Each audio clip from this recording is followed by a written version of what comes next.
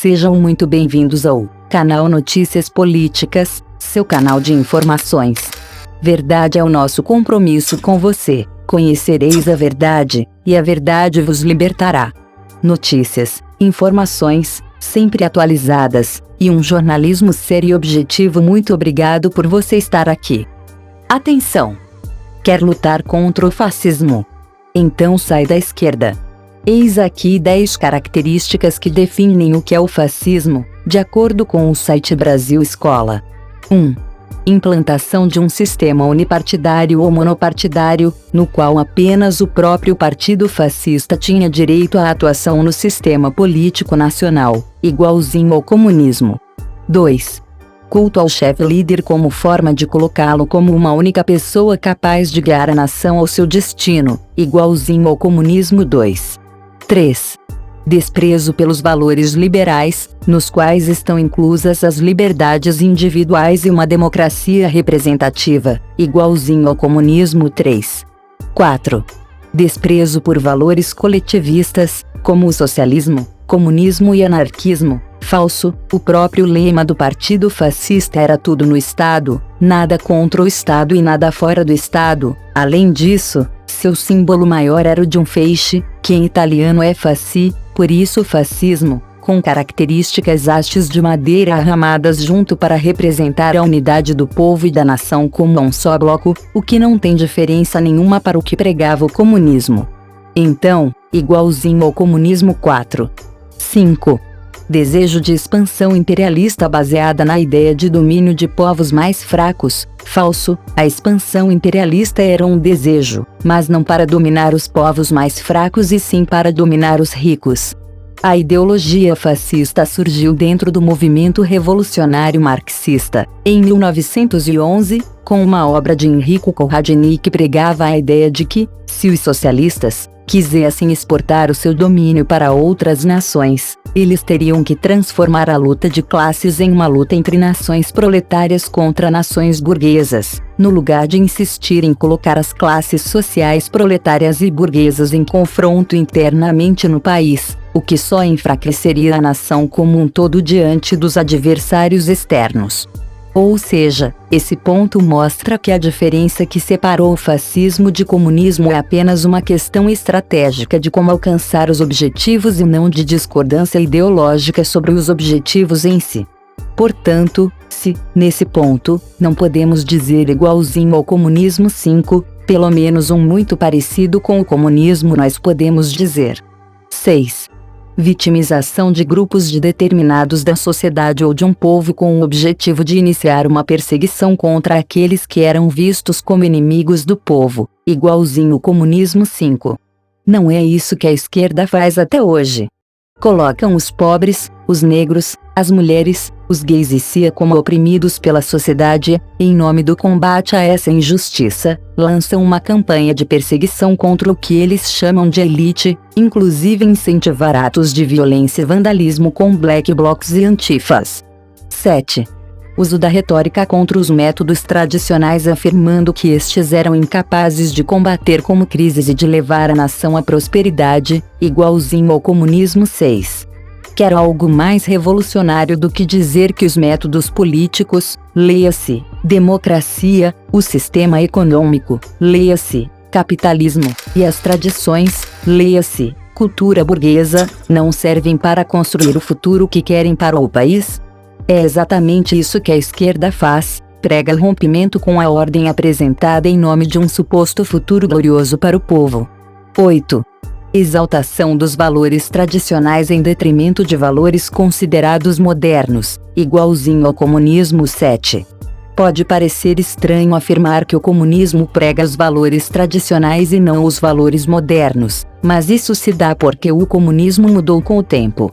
Hoje, após a Revolução Cultural Gramsciana e a ascensão da Escola de Frankfurt, o comunismo abraçou a bandeira do progressismo a fim de ganhar o apoio das chamadas minorias depois que a sua bandeira principal, da economia estatizada e planificada, se necessário inviável e fracassada na União Soviética.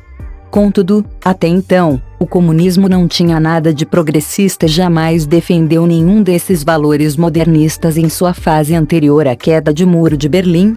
Na Rússia e na China, por exemplo, até hoje a homossexualidade é um tabu 1000 vezes maior do que os países ocidentais e como suas culturas são extremamente conservadoras.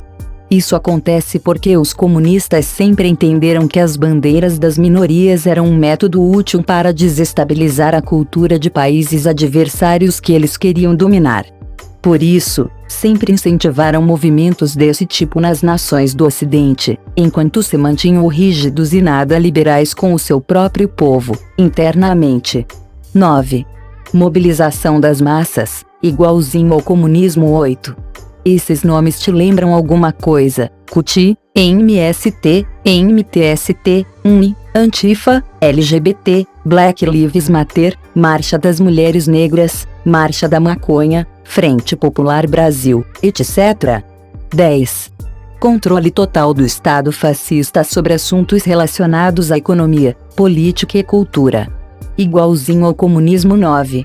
Criação de Estado, imposto de renda progressivo, imposto sobre grandes fortunas, direitos trabalhistas em excesso, independência da mídia, controle da liberdade de expressão, criminalização das opiniões politicamente incorretas. Na pauta de quem estão todos esses pontos? Quem quer promover o controle sobre todas essas áreas? Uma esquerda. Esta aí. Dos 10 pontos obrigatórios, 9 dever muito bem ter sido escrito sobre o comunismo e em apenas um, existe uma leve diferença entre uma coisa e outra. Além disso, nós podemos lembrar que, assim como Enrico Corradini, o primeiro fascista de todos, Benito Mussolini iniciou a sua carreira em um grupo socialista da Itália e ele só saiu desse grupo porque ele defendia uma ideia de que a Itália tinha que entrar na Primeira Guerra Mundial e os seus colegas discordavam dele. Essa foi uma discordância que o levou a sair do grupo e se juntar aos fascistas.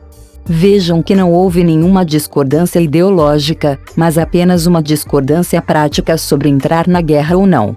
Como os seus colegas não apoiaram uma ideia, Mussolini ingressou no Partido Fascista, onde ele poderia exercer a minha linha de pensamento antes ao lado de pessoas que apoiam a entrada na guerra.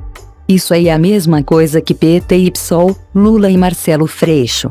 Eles têm visões diferentes em alguns pontos sobre estratégia, nunca sobre objetivos. Cada um quer comandar o seu partido ao seu próprio modo, mas não geral buscam no mesma coisa. Podemos lembrar ainda de algumas outras características do Partido Fascista para matar a questão de vez. Por exemplo, o fato de que o sistema econômico do fascismo operava em conluio com grandes corporações com quem o governo se aliava para cartelizar o mercado, era altamente intervencionista, anticapitalista, fortaleceu os sindicatos, regulou o sistema bancário, distribuiu subsídios generosos para os participantes que se aliavam ao regime e era extremamente sufocante para o pequeno e médio intermediário que tentava empreender. Agora me diga, tem alguma diferença entre isso e o que o PT fez no Brasil? Não.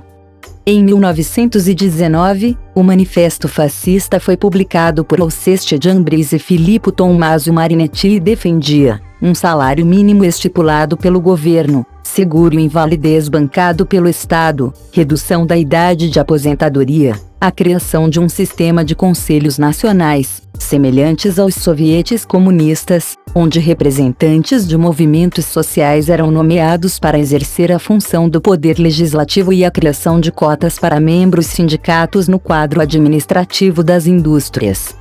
Se mostrar essa listinha de anteriores para qualquer esquerdista na rua, sem dizer quem as publicou, aposto que todos eles iriam apoiar e ainda dizer que uma belezura dessas deve ser coisa do PT.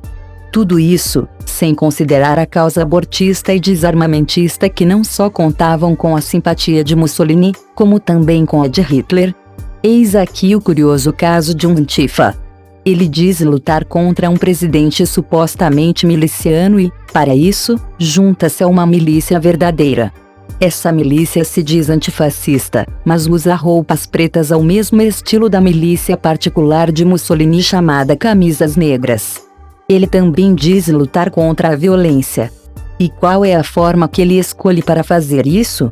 colocar fogo na cidade, espancar senhorinhas nas ruas e promover o vandalismo. Ele diz lutar pelos negros, mas destruir o patrimônio de muitos negros por aí que trabalharam duro e economizaram a vida inteira para montar o seu negócio.